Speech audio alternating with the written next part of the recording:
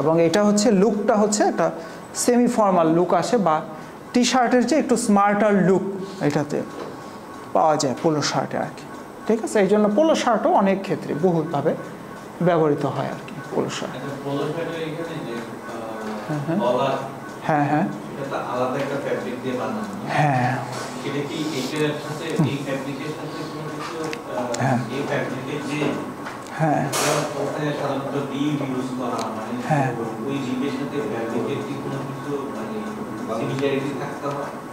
হ্যাঁ, যেমন এই যে আপনার যেটা আপনিও একটা পোলো শার্ট পরে আছেন, আপনার হচ্ছে এই যে ম্যাটেরিয়ালটা পরে আছেন বা শেলফে বডি ফেব্রিক যেটা, সেটা হচ্ছে single jersey.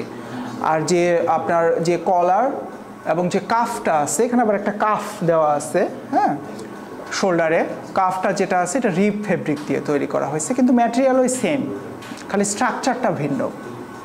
Same yarn use করা হয়েছে, শুধুমাত্র স্ট্রাকচারটা।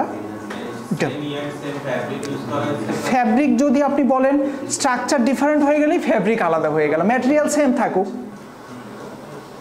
তাই না? যেহেতু ইয়েটা হয়ে গেছে, মানে স্ট্রাকচারটা ডিফারেন্ট হয়ে গেছে, সেহেতু আমরা ফেব্রিকটাও ডিফারেন্ট হয়ে গেছে।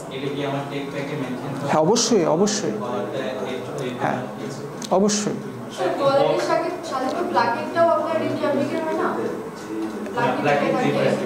প্ল্যাকেট রিব সাধারণত দেওয়া হয় না, ওই শেল ফেব্রিক দিয়েই দেওয়া হয়।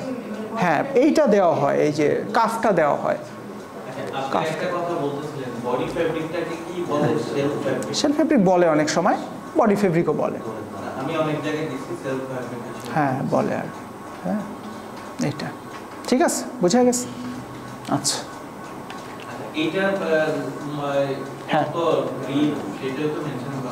হ্যাঁ, কত কত রিব 1 1 2 2 মেনশন করা থাকে।